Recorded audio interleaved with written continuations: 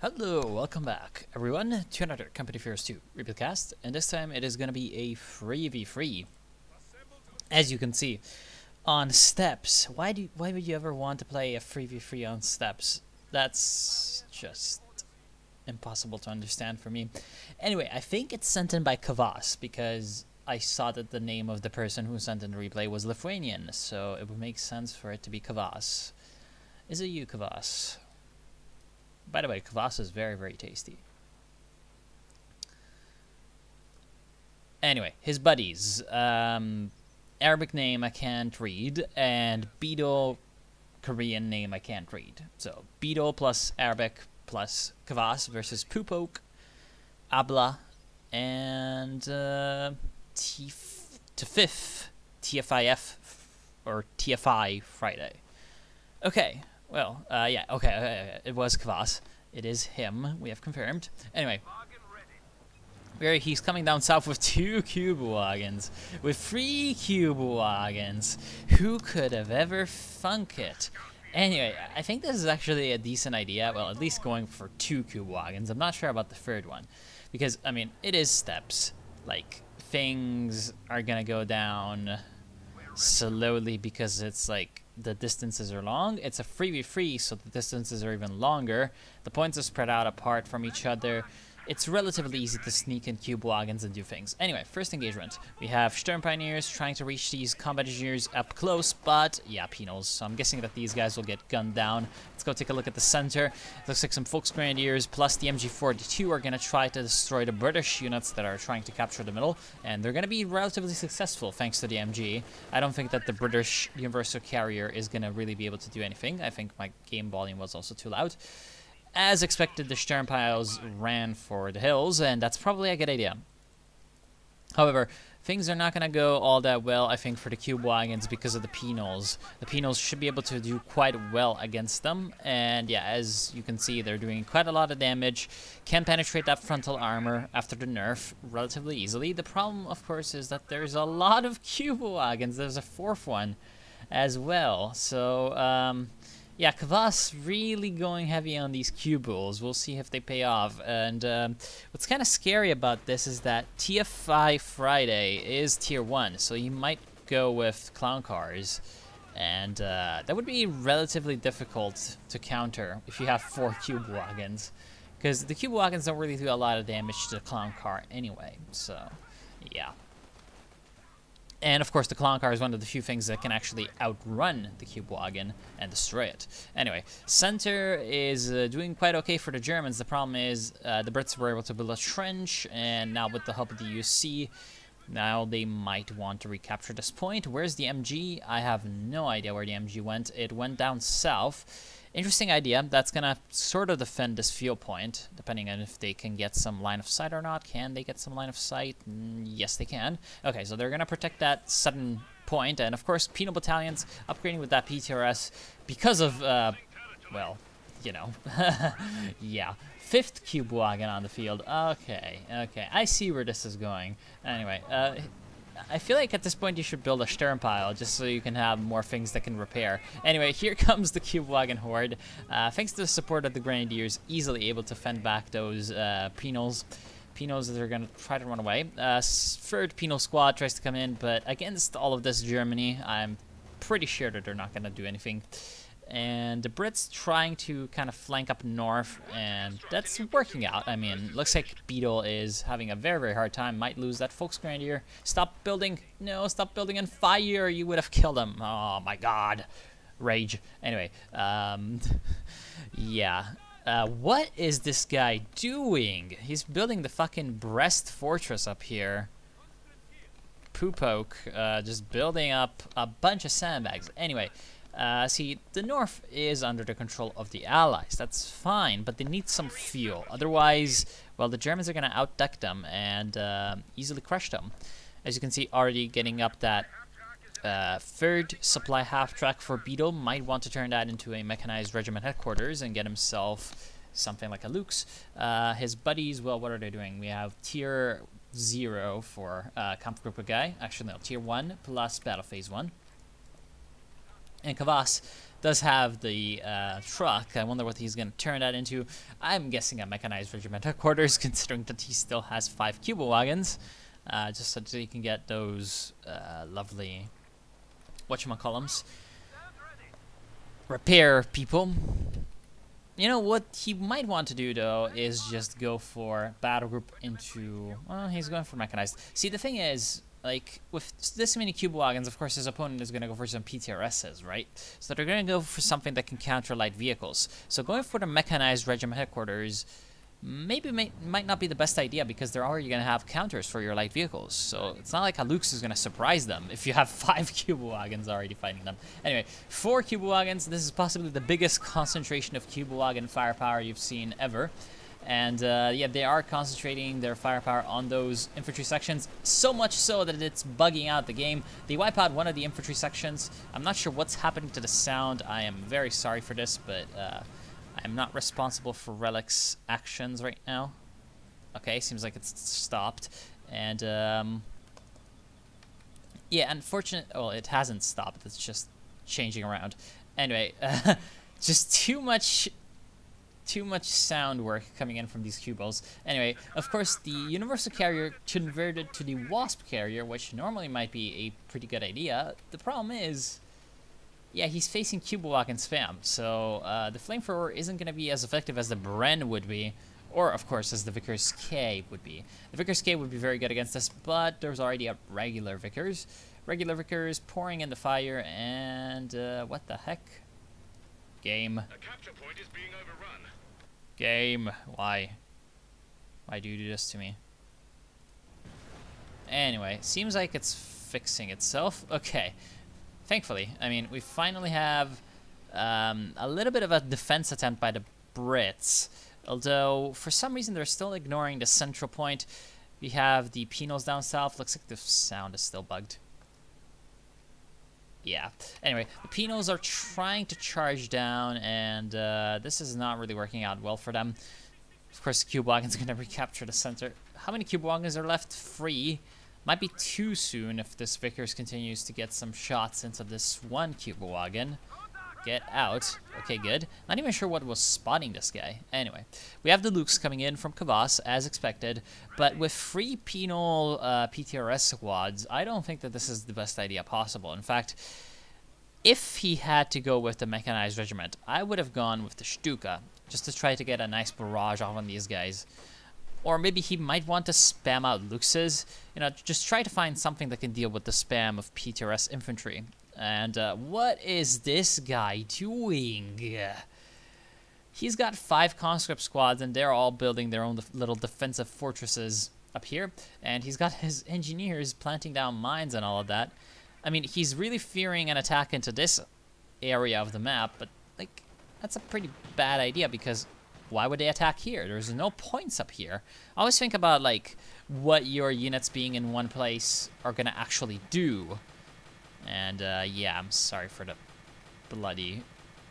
I'm not sure what's causing these sound bugs. Okay, hold on. Sound. Master volume, nothing. Let's try to just restart the whole sound system. Alright, good. Probably should have thought of that earlier. Anyway, yeah, the Lukes is coming in, and these guys run away. Chase them down, kill them, murder them, destroy, slay, burn. No! You gotta chase them down into the base!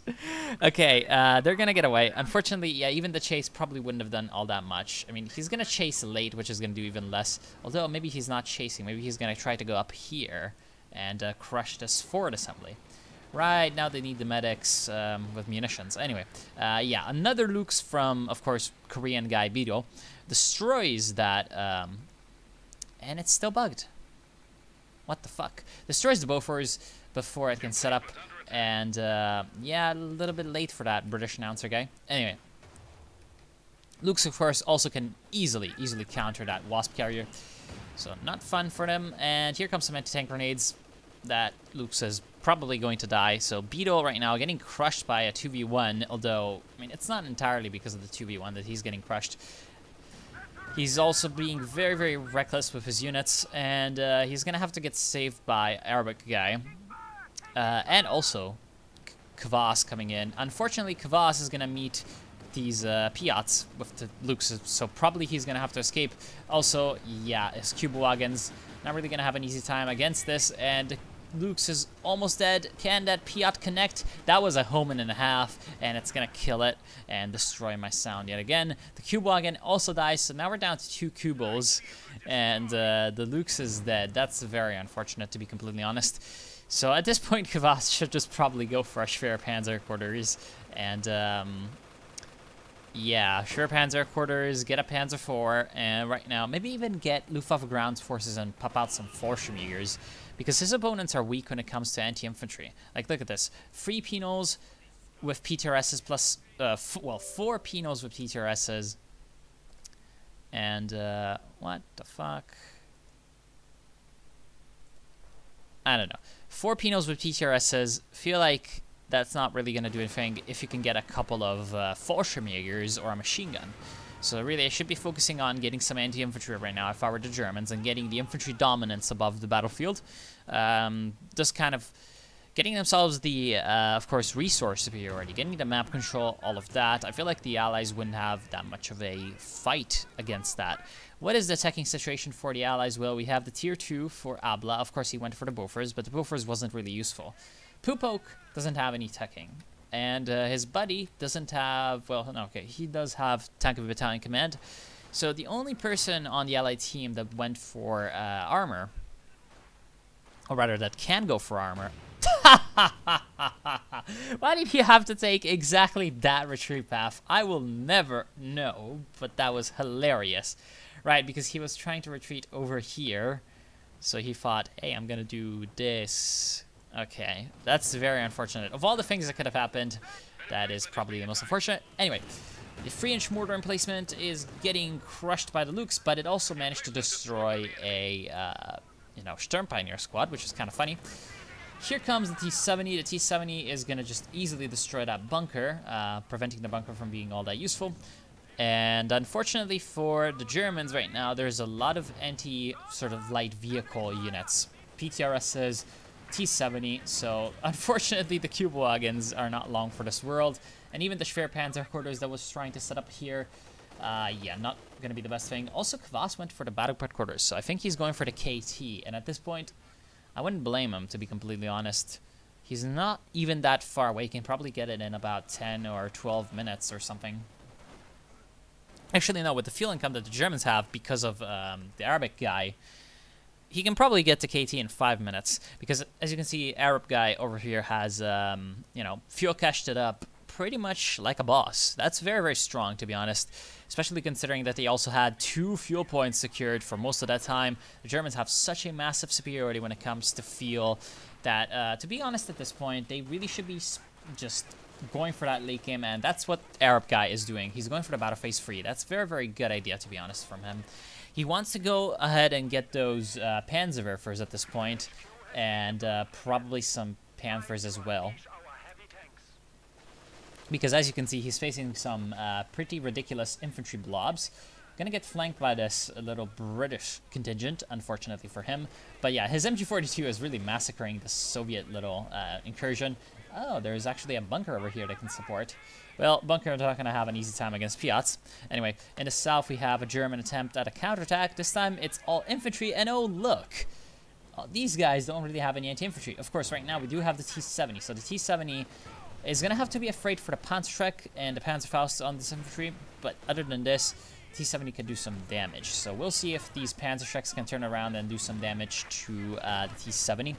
In the north, we have the fight coming in, and of course, yeah, the Brits are going to be able to just destroy that bunker with the Piats and capture the northern VP. Triple cap is about to be established by the Allies, and right now it seems like these Panzer Grenadiers are not going to have the best of times, taking a 45 millimeter shot to the face and losing one of those Panzerschrecks. Can probably snatch it up with the Sturmpiles. To be honest, that would be a pretty good idea to get that second Sturm Pioneer Panzerschreck that normally they aren't available. Normally isn't available to them. Schwer Panzer quarters, of course, from Beetle. He's also got all 4 trucks set up, but he's going for a Panzer IV. Whereas, of course, we have Kvass over here. He went for a Map-Hax-Wagen. That's a very good idea, to be honest. Although it's not as good of an idea as it could be normally, because normally, I mean, normally you get this thing when it's a very stalemate type of game. This one really isn't, but it's been worse. It's been worse. Anyway, yeah, of course the Map-Hax-Wagen it's doing its own thing, but it's not going to spot anything. As you can see, it's going to spot some fuel caches though, and that's going to allow the Sturmpows to come in and obliterate them. That's pretty good for them. Here comes the P4, and the P4 is, well, yeah, it's going to have a field day. Needs to worry about these Piats though. So Piats, of course, homing in on that Panzer IV and doing some damage, but the Panzer IV is going to do more damage in return. And yeah, it's going to start to bleed the British manpower dry and the Soviet manpower dry. We have a couple of 120 mils from Pupok. Of course, he's gone for guard motor coordination, as you can see. So that's going to make him... That's going to make him have the T-34-85. Does he know about teching? Seriously, does he know about teching? I don't know. Anyway. Really should be teching up at this point. He's got 300 fuel. Oh my god. Anyway, yeah, whatever. His buddies are doing fine though. They're kind of carrying him right now. Abla has gone for tier 3, and he actually upgraded with the Anvil tactics. So he might get some Churchills, even though it would be a pretty bad idea on this map. Just too much distance to cover. No real need to get heavy tanks at this point. Right now, yeah, Volksgrenadiers just coming in, getting the flank off, and the Vickers machine gun is gonna die. The mortar is gonna die. Here comes the Panther from Arabic guy, and will Kvass go for a King Tiger? I think so. He's got 274 fuel and 48 fuel income. So at this point, I would feel like he's going for the KT. And once he gets the KT, there's nothing that the Allies can do to counter him. T-70 is back in black, but I mean, what is it gonna do? There's just Panthers and P4s, and they're massacring all of the British infantry. Well, this, though, could do a little bit better. Here comes a massive amount of penals, and they do have the satchel charges. So here comes a lot of satchel charges on the Panther. Yeah, it's not going to have a good time, and it's going to blow up. Way too many satchel charges, in fact. But the entire infantry blob is going to be suppressed by just one machine gun. Oh, look at this. The tricolor infantry blob is just getting demolished.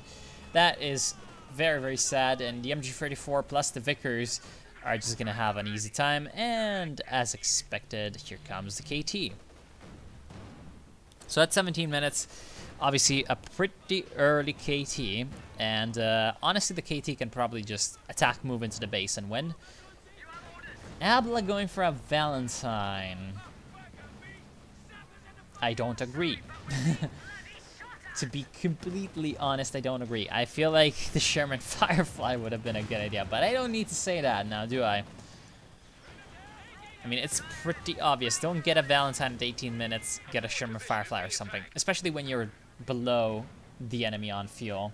And here comes some flame grenade action, almost destroying 2 squads. In the south, well, yeah, Kvass has taken some territory easily. Wait. Apparently these guards managed to steal P-Shrek. And finally, TFI... Oh no, this is TFI Friday. He's gone for tier 4. Finally, Pupok getting a support weapons Campania, and he's gonna get some AT guns. Get tier 4, my friend. Tier 4 would be the answer to a lot of your issues. With 300 fuel, he can go for tier 4 and then get like 4 T-34-76s. Or 2.5 Su-85s. I feel like 2.5 Su-85s would be the best idea for him. Of course, a couple of AT guns aren't actually that bad of an idea, but this is steppes. It's a very, very big map. AT guns take forever to move from one side to the other, and once they're in one place, it's difficult to move them to another. And especially if the enemy, you know, decides to make their appearances known and show their ugly faces, you want that AT gun to be protected. Otherwise, well, nothing's gonna hear it scream, and nothing's gonna be able to come and help them. and the AT gun's gonna be stolen by the enemy. So Mr. Poopok is gonna have to be careful with his ATs. Right now, there's a lot of things that could kill the ATs as well. There's, of course, KT and Broom Bear over here. The two buddies, they're doing relatively well at massacring Allied infantry right now, so yeah. Push attempt in the south by the guards is going to be thrown back by this bunker. Of course, the map hacks doing their own thing, but really the big event right now is that KT just charging in and doing its own thing. And right now there's some British artillery falling onto the center, but it's not really doing anything. Well, it did destroy the flag emplacement, so that is a, I guess, measure of success. I don't know, he killed the flag emplacement crew, whatever. Here comes the massive swarm of Pinos. They're probably gonna get some, yeah, they're gonna get some satchel charges on these Broom Bear, but they're gonna blob into some very, very heavy HE power with the KT and the Broom Bear, so they don't want to really expose themselves to this. Of course, with the AT guns, they're gonna have a better chance, but they're going to need to be careful about protecting this anti-tank gun. Right now, the British and Soviets have essentially concentrated all of their forces in the north, which is not as bad of an idea as it may seem, because they're relatively inferior when it comes to forces. So if they can concentrate everything into one area, maybe they're going to have a better shot of actually getting some victories off. However, this is, of course, letting the Germans a little bit of a free hand in the rest of the map, so they're going to have to be careful about this. And right now, of course, AT gun getting in range of that Tiger, and well, the Tiger's gonna probably blast it into oblivion. But oh, surprise! It's a lot of Pinos. The Pinos, however, are getting suppressed by the bunkers. Just bunkers galore. There's some planes coming in. There's a marked target falling down on the KT, but it's not enough. The British and Soviet infantry are getting completely suppressed down by this bunker, and so they're not going to have an easy time. The Broom Bear plus the Panther plus all of the anti-infantry defenses going to make short work of that attack, and now they can easily just kind of charge in and take out these AT guns. The Broom Bear is firing on the T-70, you know, with a weird arc, but fine. And right now, these anti-tank guns, as you can see, they're a little bit too far forward. They can't retreat, and they're gonna die. And now the Germans can take care of them by, well, taking them into the Reich's service. So, of course, KT, once again, coming out on top, eating some airburst shells. But, I mean, yeah, as expected. This is why the KT is just so strong. It's got that very, very, very good HE damage. It's got the strong gun.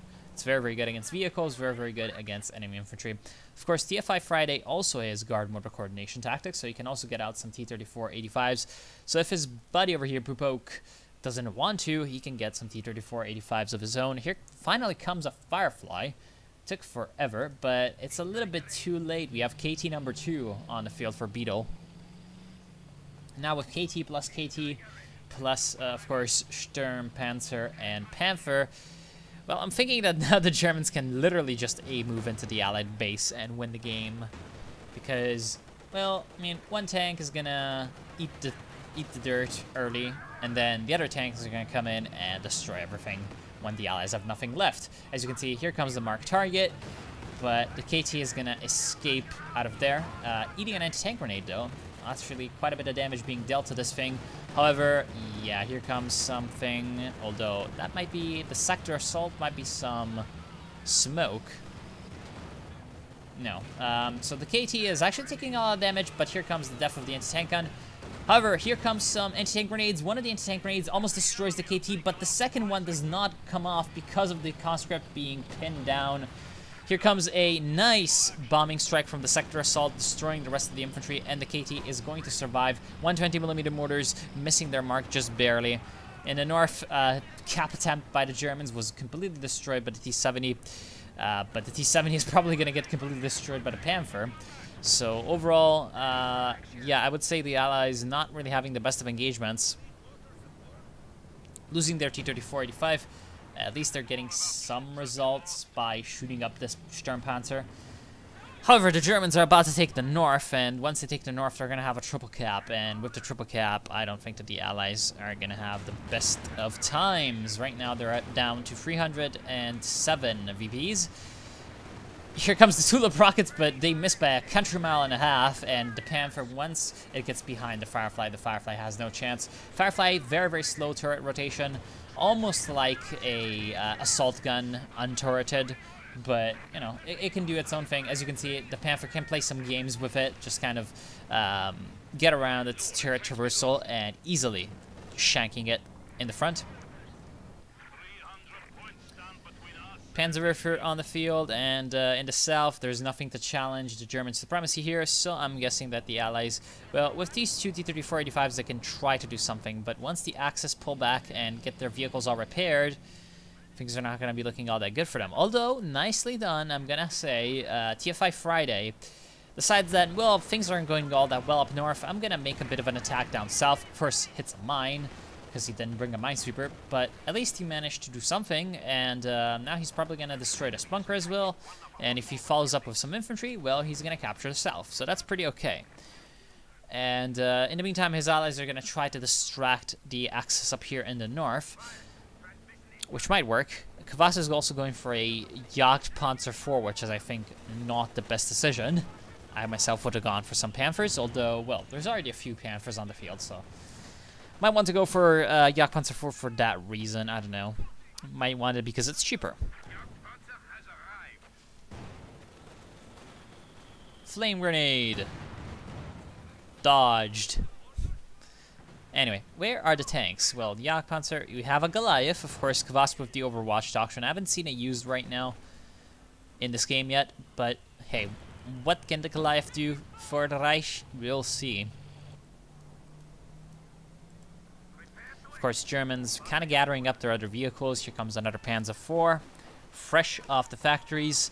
And, yeah, Brumbear tries to come down south and help out, but the T-34-85 is predictably doing a number on it. With the marked vehicle, it can easily destroy it. And right now, yeah, I don't think that this sudden sort of counter push from Arabic guy is going to have that much of a success. Although these T-34s are on prioritized vehicles, so they're not actually firing on infantry. Infantry gets some free damage on them, and they're gonna recapture the point, so never mind. Up here in the north, KT is trying to sort of hold off against this massive allied push, but with two anti-tank guns up here, yeah, it's not gonna be looking all that good. Anti-tank guns also destroying the flak emplacement. But here comes the other Königstiger. Where is the Firefly? It's dead. Well, right, never mind. It was that up here. Anyway, the KTs, of course, with no Fireflies around and no T-34-85s, just a field day for them. They're gonna have an easy time just smashing up all these Soviet infantry squads and the anti-tank guns. If only they could get some infantry support, you know? Where is the infantry? Well, most of this is just reinforcing, whereas this one, well, it's just not doing anything. Okay. So really should be getting some infantry support to the KTs. The KTs are suffering because of the lack of this. And here comes the meme. And will the meme explode? Allahu Akbar. Okay, so it's dead. And there goes all the Soviet infantry. Not at all the Soviet infantry is dead. These anti-tank guns are really in trouble. Understandably so. There's also a Pak 43 over here for some reason, but it's just kind of a meme at this point. In the south, of course, we have Mr. Arabic guy with an elephant. Doesn't want T-34-85s doing no crazy shit no more. Although, well, T-34-85s can flank the elephant rather easily and, you know, do a number on it. So it's going to need to be careful. It's going to need to be very, very careful.